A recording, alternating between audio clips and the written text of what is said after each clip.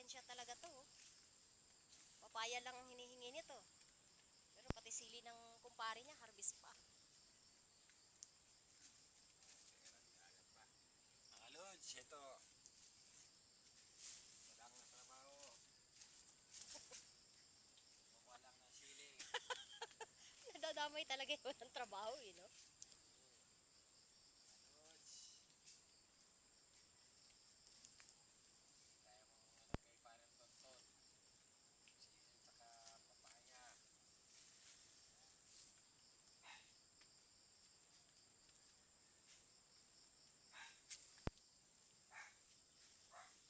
Tapos wala pang dalang ano to, plastic. Yung may-ari pa talaga ng sili ang nag-provide ng ano,